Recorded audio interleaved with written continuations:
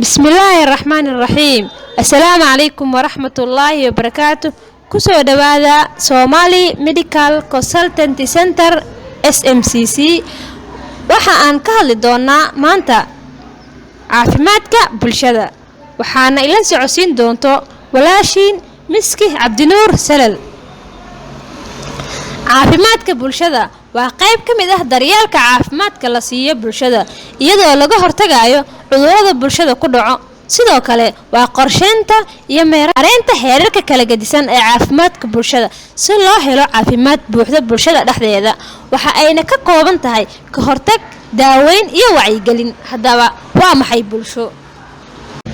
bulshadu waa tiro dad ah kuwaasoo ku nool hal meel ah. waxa ayna wadaagaan luqadda hadalka, deegaanka iyo dhaqanka.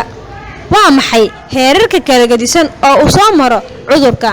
cudurku waxa ay soo maraan 3 heer oo kala gedisan. heerka koowaad, cudurka qofka marka uu ku dhaco waa heerka uu ka bogsoodo, waxaana loo yaqaanaa recovery. heerka labaad waa qofka markuu cudurku ku dhaco inuu naafeeyo oo afka loo yaqaanaa disability. tusaale haddii aan ka bixino waa cudurka sida cudurka booliyada oo kale. heerka saddexaad waa inuu qofkii cudurka u dhinto, waxaana death inay dhimasho ku imaado cudurka dartiis inuu qofka u dhinto. waxaa jiro arrimo saameyn karo caafimaadkaaga shakhsiga ah. dadka qaar waa kuwa la xanuunsan cudurro ku dhacay xataa si dhaqso ah ayay ugu dhiman karaan xanuunka dartiis. tusaale, ilmaha ku nool wadamada soo koraya waxa ugu badan oo ay u dhintaan waxa ay tahay shubanka iyo nafaqo darrada, halka dadka waaweyn ay u dhintaan cudurka qaaxada iyo dhiig la'aanta.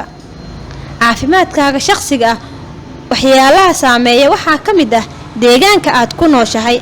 haddii uu yahay mid hawadiisa ay wasaqaysan tahay ama dadka deegaankaas degan ay qabaan cudurrada faafa, waxa ay saameyn doontaa caafimaadkaaga shakhsiga ah. 2.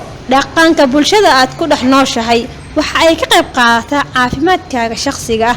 tusaale, hilibka doofaarka diin ahaan iyo dhaqan ahaan uma cunaan dadkeena Soomaaliyeed, balse waxaa jira dadyow dunidan ku nool oo cuno haddana waxaa laga qaadaa cudurro.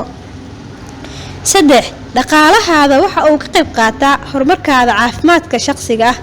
ka waran haddii aadan bahaysan qarashkii aad ku soo iibsan lahayd cunno dheelitiran, waxaa jirkaada ku imaan doono dhiig la'aan, taasoo kugu keeni karto difaacyada inuu jirkaada ku imaado. 4. waxyaalaha saameeya caafimaadkaada waxaa ka mid ah cudurrada la kala dhaxlo sida dhiig karka iyo cudurka macaanka. halkaas ayaan ku soo koobaynaa cashirkeennii maanta. waa aadna ku mahadsantihiin la socoshadiina.